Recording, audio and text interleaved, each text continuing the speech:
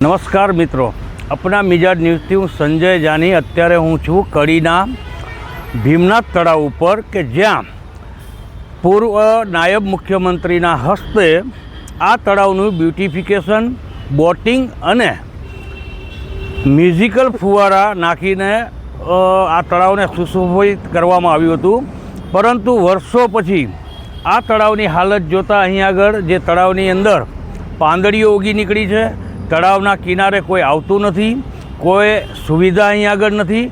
માત્ર એક જગ્યાએ કોઈ થોડો કોન્ટ્રાક્ટ આપી અને કોઈ રેસ્ટોરન્ટ શરૂ કરવામાં આવી છે, પરંતુ એનાથી પ્રજાને કોઈ ફાયદો હોય એવું ક્યાંય દેખાતું નથી।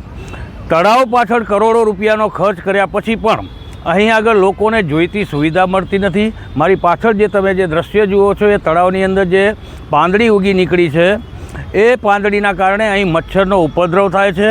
મચ્છરોના કારણે આસપાસમાં રહેતા લોકોને પણ હાલાકી ભોગવવી પડે છે, ગંભીર બીમારીઓ એમને અડી રહી છે। તેમ છતાં પણ અહીંના પાલિકા તંત્ર સહિતના લોકો એમ માને છે કે કરોડો રૂપિયા ખર્ચ કર્યા પછી કડીની જનતાને કોઈ મોટી સુવિધા આપી દીધી હોય, પરંતુ અહીં સુવિધાના નામે મીંડું છે।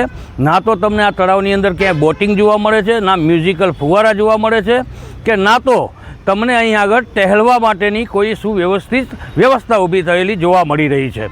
હવે આગામી સમયમાં અહીં વિધાનસભાની પેટા ચૂંટણી આવી રહી છે, ત્યારે નગરજનો એક પછી એક પ્રશ્ન અહીં આગળ ઉઠાવી રહ્યા છે કે કડીનો વિકાસ ક્યાંય પણ દેખાતો હોય તો અમેને કહેજો, પરંતુ કોણ એમને સમજાવે કે કાગળ ઉપર તો અનેક ગણો વિકાસ થઈ ચૂક્યો છે, પરંતુ તમને જે સુવિધા જોઈતી હોય તે નથી મળી। એના માટે તમારે તંત્રને રજૂઆત કરવી પડે, પરંતુ અહીંના લોકો કહે છે કે તંત્ર પાસે તો રજૂઆત કરી થાક્યા, પરંતુ અમને કોઈ જાતના સુવિધા જે પ્રાથમિક સુવિધા મળવી જોઈએ તે આપવામાં તંત્ર ક્યાંક ને ક્યાંક ઊણું ઉતર્યું છે।